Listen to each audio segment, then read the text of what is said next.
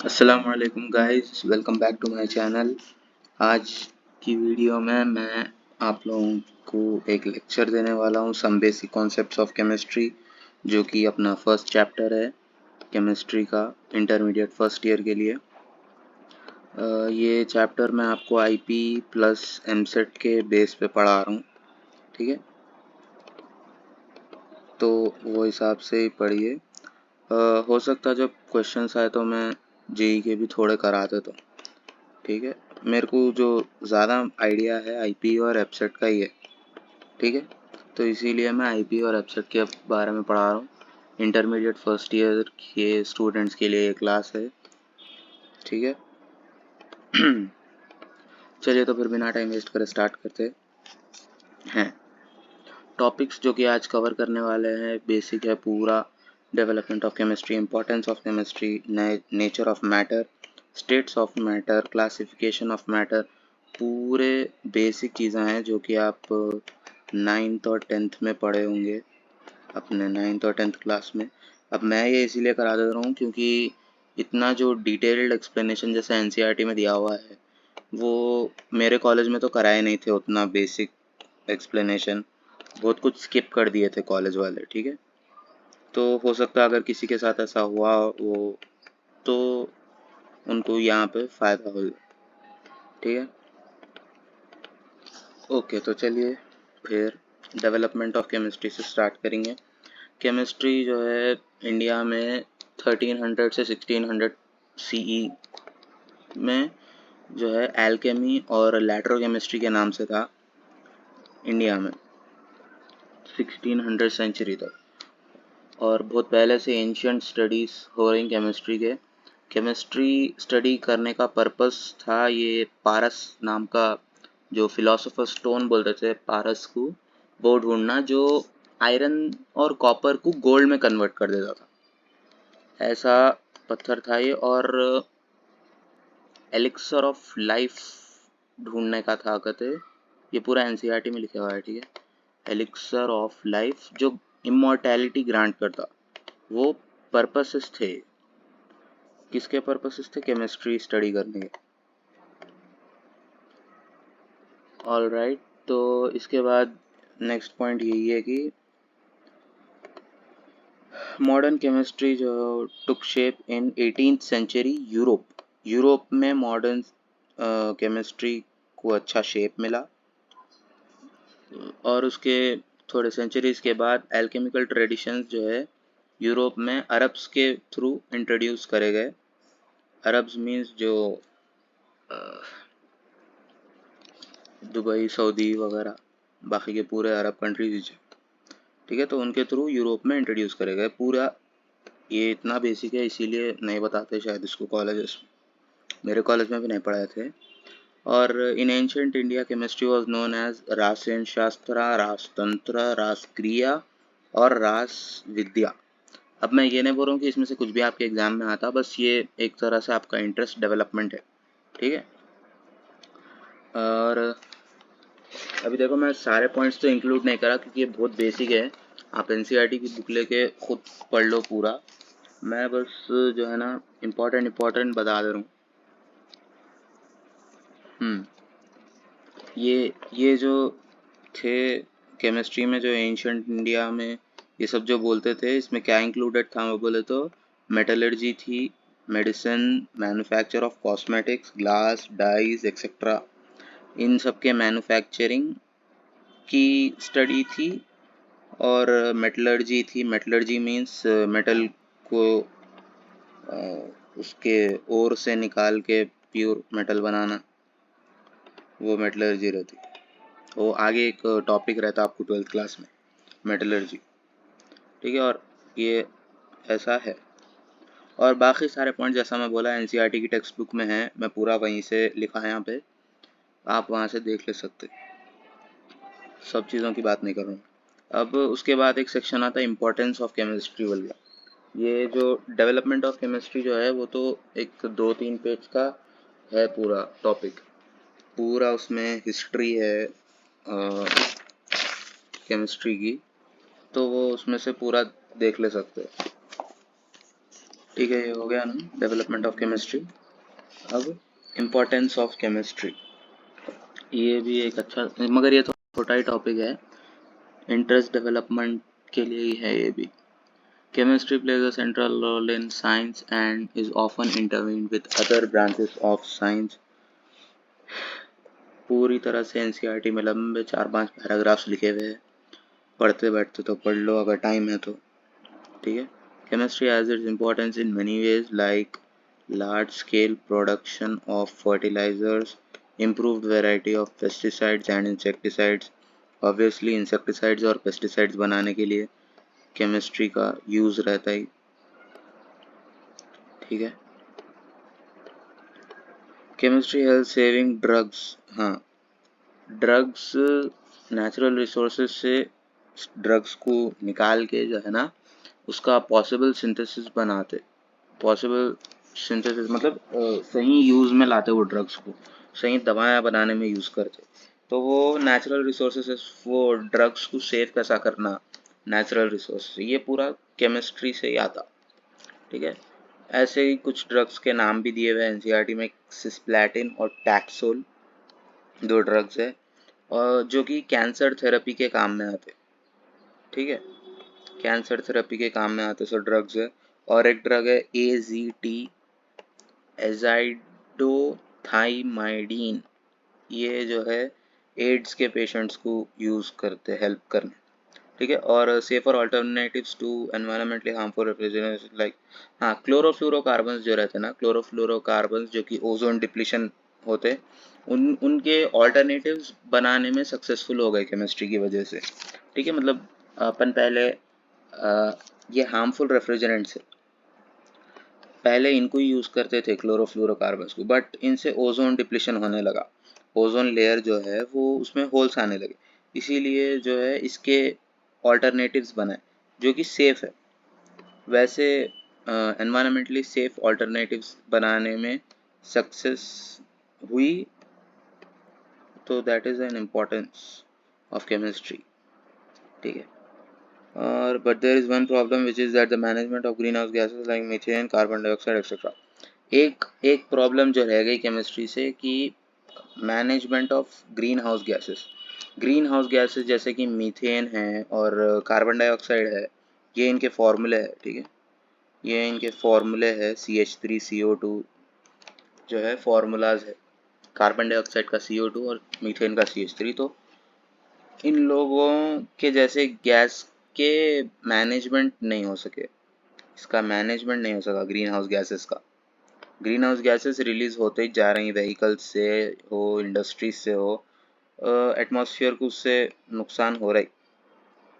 और भी बहुत से पॉइंट्स दिए हुए हैं एनसीईआरटी में, बहुत से जो है ना इम्पोर्टेंट पॉइंट्स दिए हुए हैं कि केमिस्ट्री कहाँ कहाँ काम में आई। एनवायरनमेंट में तो बहुत अच्छा यूज़ था केमिस्ट्री का। अब इसमें आप ही फ्यूचर में हेल्प करने, you need to understand some basic concepts of chemistry. So let's get started with the most basic concept of chemistry which is matter. ठीक है, let's start with nature of matter. Matter का nature कैसा है? Anything that occupy space has mass is called matter. ये तो basic सा definition है matter का जो कि सालों से रट लेते हुए आ रहे हैं आप। ठीक है, ये तो शायद 6th से होगा शायद, मैं ICSC में का स्टूडेंट था 10th तक, तो 6th से था उन लोगों को। तो हर किसी का अलग अलग रहता है, इसीलिए एनसीईआरटी में बेसिक दिया हुआ है पूरा। ठीक है, ऑलराइट। तो everything around us, for example book, pen, water, air etcetera is all matter. अब मैं यहाँ पे इतना लिखा ना, एनसीईआरटी में क्या क्या है देखो, everything around us for example book, pen, pencil, water, air, all living things etcetera are composed of matter. अब मेरे से लिखने हाथ नहीं हुआ होता, इसीलिए मैं इतना ही लिख दिया। तो बेसिकली आपको तो मालूम सब कुछ मैटर ही है। और अब we will learn about states of matter. States of matter के बारे में हम सीखने जा रहे हैं। Let's get started. और ये सेशन का PDF जो है ना, मैं इसका लिंक मैं डिस्क्रिप्शन में डाल देता हूँ। ठीक है, इसका मैं PDF का लिंक डिस्क्रिप्शन में डाल देता हूँ। आप लोगों को अगर ये एज नोट्स अगर नहीं बना रहे बैठ के तो वैसे तो बना लेना चाहिए, नोट्स अच्छा ही रहता, हाथ से लिखे तो क्या है याद रहता, मगर थोड़े और ही यदि कुंडा है तो मैं डाल देता हूँ नीचे। स्टेट्स ऑफ मैटर, ठीक है, you obviously know states of matter, बचपन से पढ़ लेते हुए आ रहे हैं, सॉलिड, लिक्विड एंड गैस। ठीक है, सॉलिड देखो अपनी baby bullet, liquid gases, gases ये है गैसेस यहाँ पे, ये नहीं। Particles are held close to each other and have almost no movement. जो मॉलिक्यूल्स रहते हैं, एटम्स रहते हैं सॉलिड में, वो उसके पार्टिकल्स जो रहते हैं ना क्लोजली पैक्ड रहते हैं और उसमें मूवमेंट नहीं रहता। They have definite volume and shape. Solids का एक डेफिनेट शेप रहता है, डेफिनेट वॉल्यूम रहती। अब जैसे कि ये बुक है, ये रेक्टेंगल टाइप की है तो इन्हें रेक्टेंगल ही रहेंगी, राइट। और अब वैसे ही अब लिक्विड्स का है, देखो particles are close to each other but they can move around. Particles close to each other है बट मूव हो सकते थोड़ा बहुत, इसमें तो ऑलमोस्ट ज़ीरो मूवमेंट रहता। They have definite volume but not definite shape. Liquid को जैसे कंटेनर में डाले वैसा शेप हो जाता उसका। और गैसेस, गैसेस के तो पार्टिकल्स बहुत दूर रहते, बहुत दूर, फार अपार्ट, और उनमें इजी और फास्ट मूवमेंट्स रहते हैं उन लोगों के मॉलिक्यूल्स में, गैस के जो पार्टिकल्स मॉलिक्यूल जो रहते हैं ना उसमें। और they have neither definite shape, ना डेफिनेट शेप रहता ना डेफिनेट वॉल्यूम रहता, ना यहाँ के ना वहाँ के। They completely occupy the space in the container. अगर कोई कंटेनर में गैस को डाले तो वो सेटल नहीं होता, बल्कि पूरी कंटेनर की स्पेस को, वॉल्यूम को ऑक्यूपाई कर लेता। Okay, and now classification of matter. Matter का क्लासिफिकेशन देख लो भाई, ऐसा है कि matter is divided into two parts, mixtures में और प्योर सब्सटेंसेस में। और mixtures are further divided into two parts, homogeneous mixtures, heterogeneous mixtures. Homogeneous मतलब जो प्योर रहते हैं मिक्सचर्स, हेट्रोजीनियस जिसमें इम्प्योरिटीज रहते, और प्योर सब्सटेंसेस में elements and compounds, elements, compounds, molecules, ये सब का तो अपने को मालूम है खस्सा, कंपाउंड्स। ओके, तो ऐसा आइडिया, ऐसा सेम ऐसे ही जो है एक टेबल बना हुआ है एनसीईआरटी में भी। एनसीईआरटी देखो बहुत इंपॉर्टेंट बुक है, कैसा भी खरीदना अगर नहीं खरीदे तो, और अगर नहीं भी खरीदे तो इसका पीडीएफ इंटरनेट पे मिल जाता है आपको, ऑफिशियल वेबसाइट पे भी है। ओके, अब आगे जाएंगे। ओके गाइज, तो कहाँ पे थे अपन? हाँ, मैटर के देखो टू टाइप्स रहते हैं, मिक्सचर्स और प्योर सब्सटेंसेस। मिक्सचर से स्टार्ट करेंगे। मिक्सचर्स के बारे में ये लिखा हुआ है कि इसमें जो रहता है ना मिक्सचर्स में, दो या दो से ज़्यादा प्योर सब्सटेंसेस रहते करते हैं मिक्सचर्स में। मिक्सचर्स में दो से ज़्यादा प्योर सब्सटेंसेस रहते, दो या दो से ज़्यादा, तो दो या दो से ज़्यादा प्योर सब्सटेंसेस अगर मिक्स हुए, रिएक्ट करे तो वो मिक्सचर बनता। जैसे कि salt plus sugar, salt plus sugar अगर दोनों को मिक्स कर दिए तो वो मिक्सचर बन गया, ठीक है, क्योंकि दो प्योर सब्सटेंसेस है, सॉल्ट अलग प्योर सब्सटेंस है, शुगर अलग प्योर सब्सटेंस है, राइट, वैसा। और अब शुगर वाटर में अगर करे, शुगर प्लस वाटर करे, ठीक है, शुगर प्लस वाटर करे तो वो भी जो है ना मिक्सचर बन जाता है एक, दो प्योर सब्सटेंसेस से। और मिक्सचर्स को फर्दर टू टाइप्स में डिवाइड करें कि होमोजीनियस, हेट्रोजीनियस। होमोजीनियस मिक्सचर्स बोल तो जो फाइनली मिक्स हो जाते, जैसे कि मैं यहाँ शुगर वाटर का बोला, ये होमोजीनियस है, ये होमोजीनियस है शुगर प्लस वाटर का, क्योंकि आप शुगर और वाटर को मिक्स करें तो वो एक इवन कॉम्पोजिशन में मिक्स हो जाते हैं, एकदम पूरी तरह मिक्स हो जाते हैं वो।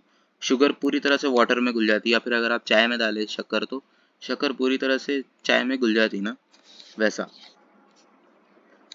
तो वैसे मिक्सचर को होमोजीनियस मिक्सचर बोलते हैं। हेट्रोजीनियस मिक्सचर जो ऑपोजिट है होमोजीनियस मिक्सचर का, पूरी तरह से मिक्स नहीं होता वो अच्छे से, जैसे कि ये सॉल्ट और शुगर, या फिर रेती और शुगर को अगर मिक्स कर दिए तो वो पूरी तरह से उन लोगों एक दूसरे में या तो डिसॉल्व होना या फिर पूरा एक दूसरे में मिक्स हो जाना ना, वो नहीं होते, लोग अलग रहते, तो ये हेट्रोजीनियस हो जाता है, ये हेट्रोजीनियस ऐसा।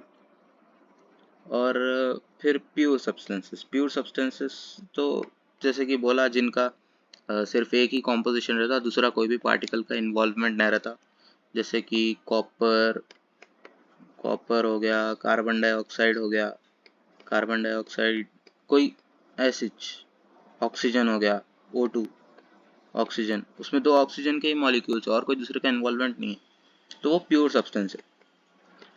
अब प्योर सब्सटेंस को टू पार्ट्स में डिवाइड करें कि एलिमेंट्स, कंपाउंड्स। एलिमेंट्स में देखो जो है एटम्स और मॉलिक्यूल्स रहते हैं जो कि एक ही एलिमेंट से बने हुए रहते हैं ना, एटम्स मॉलिक्यूल्स जो रहते हैं, जैसे कि कॉपर है, कॉपर सिर्फ खुद कॉपर ही है, उसमें और कोई दूसरा एलिमेंट नहीं है, और कोई दूसरा नहीं है ना, तो कॉपर। अब कंपाउंड बोलते जो टू और मोर एलिमेंट्स के कंबाइन होने पे फॉर्म होते, जैसे कि कार्बन डाइऑक्साइड कंपाउंड है, कार्बन डाइऑक्साइड एक कंपाउंड है, मीथेन कंपाउंड है, और भी बहुत से कंपाउंड्स है जिनके बारे में आप आगे स्टडी करते हो और स्टडी भी करे होंगे पहले। ऐसा है, ठीक है। इसको मैं थोड़ा नीट हैंडराइटिंग में नेक्स्ट पेज पे लिख देता हूँ। आज बस क्लासिफिकेशन ऑफ मैटर तक की बात करेंगे, बाकी के टॉपिक्स की मैं बाद में वीडियो बनाता हूँ कल तक। तो देखो पहले तो होमोजीनियस मिक्सचर का एग्जांपल। होमोजीनियस मिक्सचर में सॉल्ट प्लस वाटर, क्योंकि सॉल्ट और अच्छा जल्दी डिजॉल्व हो जाती वाटर में, होमोजीनियस मिक्सचर।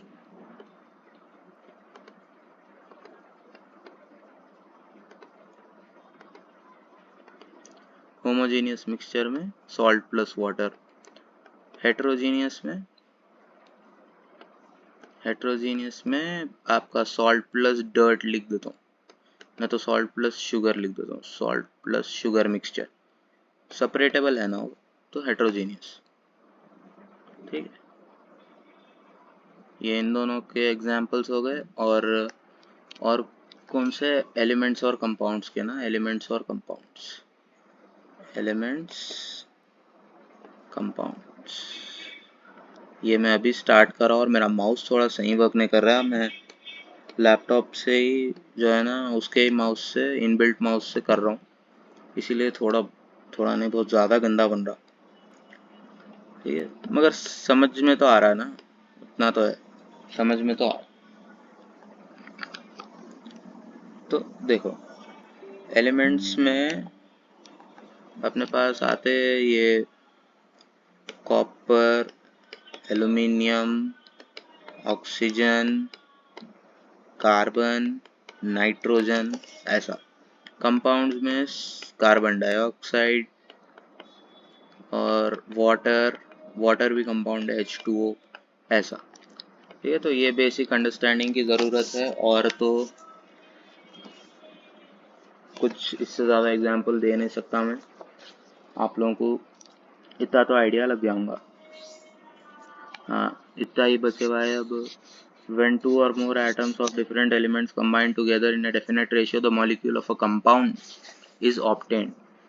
डेफिनेट रेशियो में अगर दो मॉलिक्यूल जैसे कि कार्बन और दो ऑक्सीजन अगर रिएक्ट करे तो कार्बन डाइऑक्साइड बनता।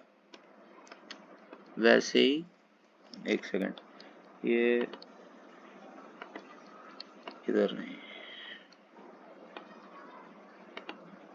उसका एग्जैक्ट रिएक्शन तो बाद में आता, आप लोगों को अभी से नहीं रहता, तो उसकी फिक्र करने की ज़रूरत नहीं है। कार्बन प्लस ऑक्सीजन ऐसा करके कार्बन डाइऑक्साइड देता। मैं ये डायरेक्ट रिएक्शन नहीं है, डायरेक्ट रिएक्शन अलग रहता उसका, आगे के चैप्टर्स में वो ऑर्गेनिक केमिस्ट्री में उसमें मालूम होता।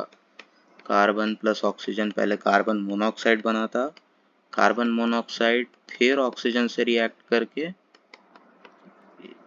ये ऐसा होता रिएक्शन, ऐसा। तो इसीलिए एग्जैक्ट रिएक्शन ऐसा होता, H2CO2 फॉर्म होता, फिर यहाँ पे ऐसा एग्जैक्ट रिएक्शन रहता। अभी समझने के लिए तो इतना याद रख लो, ठीक है, क्योंकि अभी ये बेसिक चीज़ों की बात हो रही, ये थोड़ा कॉम्प्लेक्स चीज़ है। ये वाली चीज़ बहुत कॉम्प्लेक्स है, आपको अभी से उतना प्रेशर दिमाग पर डाल लेने की ज़रूरत नहीं है इसके बारे में।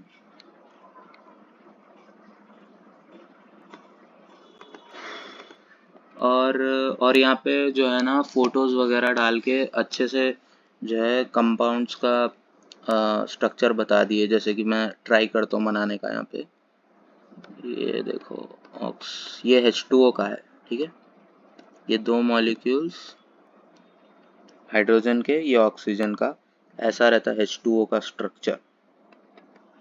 H2O का वाटर का स्ट्रक्चर, वाटर मॉलिक्यूल का स्ट्रक्चर। अब ये दोनों इक्वल डिस्टेंस पे क्यों नहीं है बोले तो वो बाद में आपको केमिकल बॉन्डिंग चैप्टर में मालूम होता, ठीक है, केमिकल बॉन्डिंग चैप्टर जो आपका 4th चैप्टर है, नहीं, केमिकल बॉन्डिंग चैप्टर में मालूम होता वो लोन पेयर से रहते ऑक्सीजन के, इसीलिए नहीं होता बोल के, ठीक है। ओके, तो और तो कुछ बोलने का था नहीं गाइज। अभी इसके बाद नेक्स्ट टॉपिक आ रहा properties of matter and there measurement, पूरे जो है सिंबल्स के बारे में है, तो वो उसके बारे में बात करेंगे नेक्स्ट क्लास में। इसका मैं PDF सेशन का जो है नीचे डिस्क्रिप्शन में डाल देता हूँ। सब कुछ तो हो गया, ठीक है, तो thank you very much for watching. Please subscribe to my channel for further updates guys, क्योंकि देखो आप लोगों का सपोर्ट करना ही बहुत ज़्यादा ज़रूरी है। और अपने दोस्तों को शेयर करिए, अपने क्लासमेट्स को शेयर करिए मेरी वीडियो, पढ़ते रहिए, and I hope you guys all the best. Thank you very much for watching. अल्लाह हाफिज़।